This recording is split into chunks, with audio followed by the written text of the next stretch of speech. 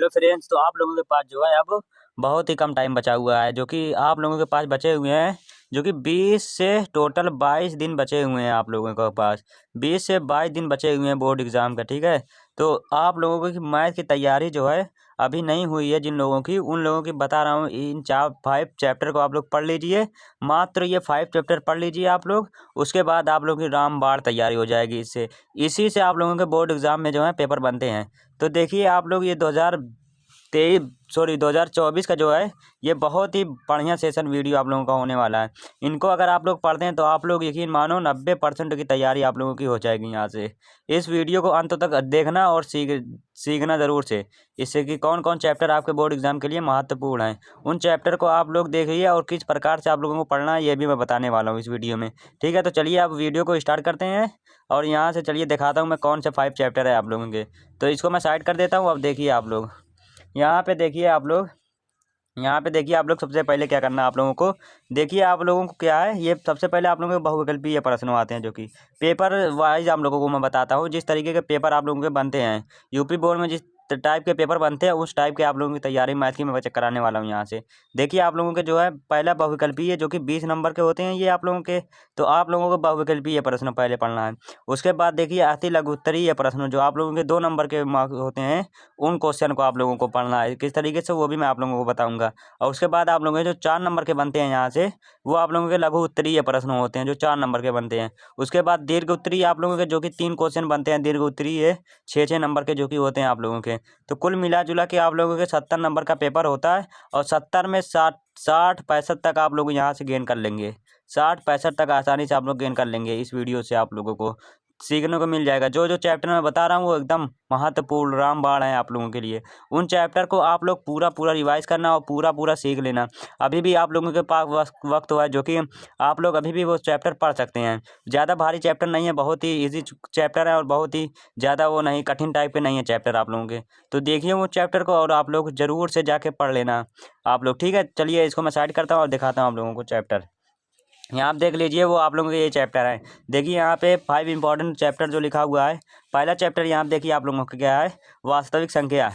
वास्तविक संख्या आप लोगों का रियल नंबर, ये बहुत ही इंपॉर्टेंट चैप्टर है आप लोगों के लिए, जो कि ये बहुत कठिन है नहीं, बहुत ही इजी चैप्टर है आप लोगों का। इसमें आप लोगों को क्या करना रहता है, CF LCM, दो संख्याओं का योगफल बराबर है CF बटे LCM, इस तरीके से होता है आप लोगों को। इसमें आप लोगों को ये करना होता है। और एक आप लोगों को इसमें से क्वेश्चन पूछता है, जो कि आप लोगों से पूछता है √5 एक अपरिमेय संख्या सिद्ध कीजिए, इस प्रकार से होता है आप लोगों का। ये सब क्वेश्चन इसी चैप्टर से आप लोगों के बनते हैं। उसके बाद आप लोगों को जो बनता है 2 चर वाले रैखिक समीकरण युग्म, इसमें आप लोगों के जो होते हैं 18 नंबर के क्वेश्चन होता है, 18 नंबर का प्रश्न होता है इसमें, जो कि आप लोगों के लिए एक चैप्टर ये है। इसके अंतर्गत एक चैप्टर और आता है, जो कि आप लोगों का द्विघात समीकरण होता है। द्विघात समीकरण होता है, सॉरी यहाँ पे द्विघात समीकरण, ये वाला चैप्टर भी आप लोग रट लेना, ठीक है। समीकरण, ये वाला चैप्टर आप लोग, ये 2 चैप्टर आप लोग जरूर से रट लेना यहाँ पे, ये चैप्टर और इसके बाद ये चैप्टर आप लोगों का द्विघात समीकरण। ये 2 चैप्टर आप लोगों के बहुत इंपॉर्टेंट हैं, ठीक है। इन दोनों चैप्टर को आप लोग रख लेना। यहाँ से आप लोगों का 18 नंबर का आता है। 18 में तो आप लोगों को ज़्यादा से ज़्यादा 15 मिल जाएगा आसानी से, आप लोग अगर बढ़िया तरह इन चैप्टर को पढ़ लेंगे। उसके बाद आप लोगों का एक त्रिभुज होता है, त्रिभुज चैप्टर नंबर 6 जो होता है आप लोगों का, NCERT का चैप्टर नंबर 6 हो, ये आप लोगों का त्रिभुज। इसमें आप लोगों की प्रमेय होती है, 2 प्रमेय है बेसिकली, जो कि आप लोगों को सिद्ध करने के लिए, प्रूव करने के लिए आता है। वो अगर प्रूव करने के लिए आता है तो आप लोगों का वो लॉन्ग क्वेश्चन में आता है, जैसे कि 4 नंबर या 6 नंबर में आप लोगों का लॉन्ग क्वेश्चन में आता है, वो अगर सिद्ध करने के लिए आ गया आप लोगों का। उसके बाद आप लोगों को देखिए क्या है, त्रिकोणमिति चैप्टर नंबर 8 आप लोगों का जो है, NCERT का चैप्टर नंबर 8 जो है त्रिकोणमिति, वो आप लोगों के लिए बहुत इंपॉर्टेंट है। उसके बाद उसी के बाद एक चैप्टर आप लोगों को 9 है, जो ऊंचाई और दूरी, ये आप लोगों के लिए इंपॉर्टेंट है, जिसमें आप लोगों को पूछ लेता है मीनार है तो छाया की लंबाई ये होगी उन्नयन कोण और अवनमन कोण, इस प्रकार से पूछता है इस चैप्टर से। तो ये भी आप लोगों के लिए इंपॉर्टेंट हो, इसी से रिलेटेड है ये भी चैप्टर आप लोगों को। तो इन दोनों को चैप्टर आप मिक्स करके पढ़ लीजिए और शॉर्ट नोट बनाइए, उसमें आप इन चैप्टर को लिख लीजिएगा। और उसी प्रकार से देखिए आप लोगों को सांख्यिकी एक चैप्टर है आप लोगों का, जो कि ये आप लोगों का है 14 नंबर चैप्टर है आप लोगों को, सॉरी 14 नहीं 13 नंबर चैप्टर एक कट गया आप लोगों का। एक चैप्टर आप लोगों का होता था रचनाएं, जो कि आप लोगों का 11 नंबर चैप्टर होता था, वो रचनाएं होता था, लेकिन वो सिलेबस से कट गया है, वो का पूरा एनसीईआरटी बुक से ही वो हटा दिया गया है। उसकी वजह से आप लोगों का 13 नंबर हो गया है चैप्टर सांख्यिकी। तो इन 5 चैप्टर को आप पढ़ के 95 आराम से 90 तक ला सकते हैं बोर्ड एग्जाम में। इन चैप्टर को आपको पढ़ना किस तरीके से, अब मैं ये बताता हूँ आप लोगों को जी, ठीक है। देखिए एक मैं पेज लेता हूँ, आप लोगों को समझाता हूँ किस टाइप की आप लोगों को पढ़ना है बोर्ड एग्जाम के लिए मैथ की तैयारी किस टाइप की करना है। देखिए सबसे पहले आप लोग क्या करना है कि सबसे पहले आप लोग जो है 2 कॉपी बना लीजिए। 2 कॉपी बनाना है आपको, 2 कॉपी बनाना है, ठीक है। ये 2 कॉपी बनाने के बाद आप लोगों को क्या करना है, इसमें पहली कॉपी जो रहेगी आप लोगों की, वो पहली कॉपी आप लोगों की रहेगी फार्मूला की एक शॉर्ट नोट्स बना लीजिए आप लोग।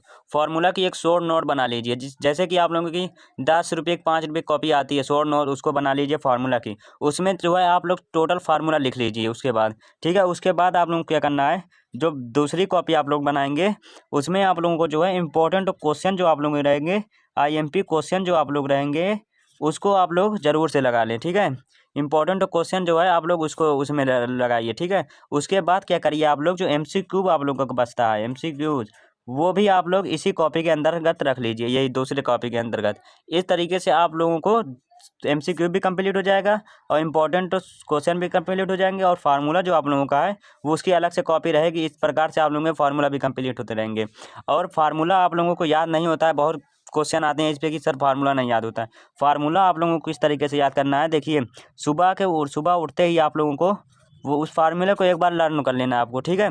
फार्मूला को एक बार दोहरा लीजिए, उसके बाद आप कोई दूसरा चैप्टर आप पढ़िए जो भी पढ़ना चाहते हैं, उसके बाद जो भी सब्जेक्ट पढ़ना चाहते हो वो पढ़िए, लेकिन फार्मूला को सबसे पहले आप एक बार सुबह दोहरा लीजिए। उसके बाद क्या करना है, रात को जब सोते टाइम उस टाइम आप लोग फार्मूला को फिर से दोहरा लीजिए। इस तरीके से करेंगे तो आपको फार्मूला याद हो जाएगा ईजिली।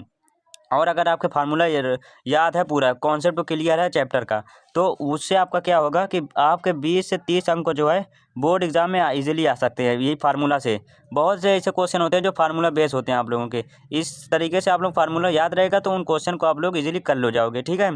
तो जो मैंने बताया ये सब इतना, और जो मैंने ये सब बताया यहाँ पे चैप्टर ये 5, इन चैप्टर को आप पढ़िए और काफ़ी शॉर्ट नोट बनाइए, 2 कॉपी शॉर्ट नोट। उस पर आप लोग इंपॉर्टेंट क्वेश्चन को रखिए और रखिए उनको, और आप कॉन्सेप्ट क्लियर करिए उस फार्मूला का, ठीक है। इस तरीके से आप लोग तैयारी करें तो बोर्ड एग्जाम में आपके 90 का 95 तक भी आ सकता है, ठीक है। इस तरीके से अगर तैयारी करेंगे आप लोग। तो यही वीडियो थी आप लोगों की, जो मैंने इस वीडियो में बता दिया आप लोगों को। मिलते हैं आपसे किसी नेक्स्ट वीडियो में, तब तक के लिए आप लोग चैनल पर जो न्यू है वो चैनल को सब्सक्राइब कर लीजिए और चैनल को आगे बढ़ाइए, ठीक है आप लोग। जय हिंद, जय भारत, वंदे मातरम।